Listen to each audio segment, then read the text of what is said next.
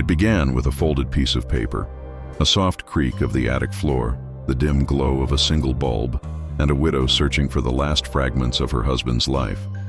Among photo albums, medals, and the scent of old leather, she found a yellowed envelope with her name written in his handwriting, steady, familiar, loving. But when she opened it, there was no letter, just a list, a dozen names, scrawled in ink that had bled into the paper with age. At the top, 4 words, "They deserved it, M." That was the moment everything changed. She was Margaret Holloway, the quiet widow of a respected local judge.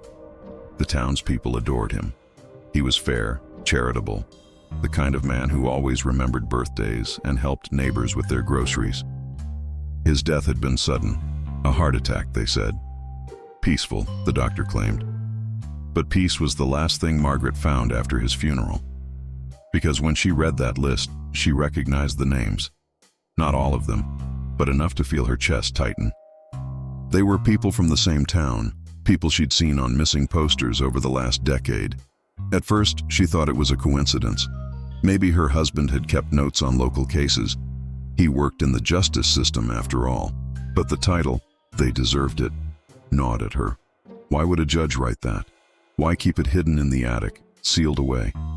Margaret sat at the kitchen table, the list spread before her, tracing the names one by one. Every tick of the clock echoed louder, like time itself was warning her not to read further. But she did. The last name made her blood run cold. It was still half-written, incomplete, as if interrupted mid-sentence. The first 3 letters spelled Mar, her own name. That night, she couldn't sleep. The sound of the wind outside carried whispers through the old window frames. Shadows shifted across the ceiling like restless ghosts. Every creak of the house felt alive, as if the walls remembered things she didn't want to know. Margaret tried convincing herself it was grief, that the mind, when lonely, plays cruel tricks. But when she went through her husband's study, she found something stranger. Newspaper clippings, bound neatly in a folder labeled "Cases Unresolved." Each clipping mentioned one of the names from the list. Each case had gone cold, and in the margins, her husband had written small notes in pencil. Confession, false alibi, retribution. Retribution. The word echoed in her mind like a haunting refrain. Margaret wasn't sure what scared her more, that her husband might have known something terrible, or that he might have done something about it. She visited the police station, clutching the list in her trembling hands. The officers were kind but skeptical. "Mrs. Holloway," they said gently, "grief can make us see patterns that aren't there." But one young detective, Detective Ross, took the list, scanned it quietly, and frowned. "These names," he said, "they all vanished between 2001 and 2008, before I joined the force. But there's something else. They were all suspects once, each in different cases that never went to court." Margaret felt her knees weaken. "Suspects?" she whispered. "Yeah."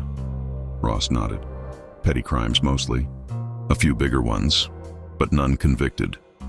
And your husband?" He hesitated. "He presided over 3 of their hearings." Margaret left the station with the paper pressed to her chest, feeling as if the air itself had thickened around her. That evening, she walked through her house like it was a museum of someone else's life. Every book on the shelf, every photograph, every coat still hanging by the door, all belonged to a man she thought she knew. But now, she wasn't sure. When she turned off the living room light, she noticed a small glow under the rug, a faint reflection.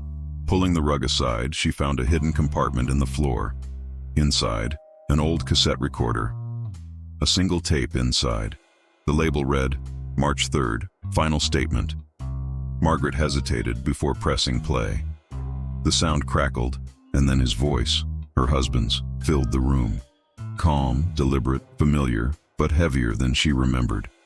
"If you found this," he said, "then it's already too late to explain. I did what I had to do. Justice doesn't always happen in court. Sometimes it waits." In silence, Margaret's breath caught in her throat. The tape continued. "You'll find the list. Don't go looking for the rest. Some truths only destroy what's left of the innocent." The recording ended abruptly, but the silence that followed felt alive, like someone was still in the room. She should have stopped there. She should have burned the list, thrown away the tape, and pretended it never existed. But Margaret couldn't. Something in her refused to accept that her husband, her Michael, was capable of such darkness. The next morning, she began visiting the families of the missing. She didn't tell them everything, only asked questions. Each story she heard seemed different, but one detail repeated. Before each person disappeared, they'd received an anonymous letter warning them of judgment. Margaret returned home with the weight of the town on her shoulders. The list, the letters, the tape. It all felt like pieces of a puzzle that didn't want to be solved. Late that night, she heard the front door unlock, a slow, deliberate click. She froze, her breath shallow. "Ross?" she called softly, remembering she'd given the detective her spare key earlier. But no one answered. When she stepped into the hallway, the door was wide open. The night air drifted in, cold and silent. And on the floor, a folded note. Same handwriting, same ink, same signature at the bottom. Only 3 words. "Stop digging, Margaret." The next day, Detective Ross called. "Mrs. Holloway," he said, "about your husband. I checked court archives. There's something strange. Some of the files connected to those names were removed years ago. Accessed under his ID, but after his death." Margaret's hand trembled around the phone. "That's impossible," she said. "Maybe," Ross replied, "but someone is using his identity." She started noticing little things, faint footsteps in the hallway when no one was there, lights flickering in the study. Her husband's watch ticking, though it hadn't worked in years. At first, she dismissed it all as imagination. But one evening, as she opened her laptop, a file appeared on the screen. It wasn't hers. It was a scanned image, her husband's handwriting again, and a new name added to the bottom of the list. This time, the ink was fresh. The name was Ross. Margaret's world tilted. Was it a threat, a warning, or a clue from someone trying to frame her husband, or her? She printed the document, folded it, and drove straight to the police station. But before she reached the entrance, she saw Ross leaving. In plain clothes, a duffel bag slung over his shoulder. Their eyes met. He froze. "Mrs. Holloway," he said slowly, "you shouldn't have come here." "Why is your name on the list?" she asked. He didn't answer, just stared. "Get rid of it," he said finally. "Whatever you found, it's bigger than either of us." Then he walked away, disappearing into the night. Back home, the silence felt suffocating. The wind pressed against the windows. Margaret lit a candle, set the list beside it, and whispered, "What did you do, Michael?" For the first time, she noticed faint numbers written next to each name. Dates. Future dates. Some already passed, some yet to come. The last one was tomorrow's date, and beside it, her own name. The next morning, Margaret packed her things, ready to leave town. But as she stepped outside, a familiar car pulled into the driveway. The same model her husband once drove, same license plate, yet she had sold it months ago. The driver's window rolled down, but no one was inside, just the faint hum of the engine. On the passenger seat lay another envelope. Inside, the list, rewritten, and a note that said, "You were right to look." Margaret stumbled back, her pulse racing. The car engine shut off on its own. Days passed. The police found no fingerprints, no clues, no sign of Ross. Margaret stopped sleeping, stopped answering the phone. Her world had shrunk to the sound of her heartbeat and the whisper of paper under her trembling fingers. She began to suspect that maybe the list wasn't written by her husband at all.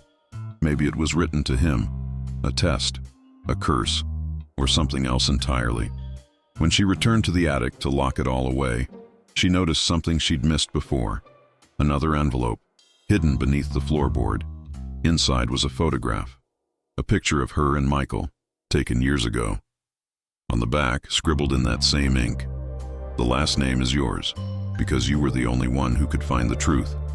She didn't cry, she didn't scream.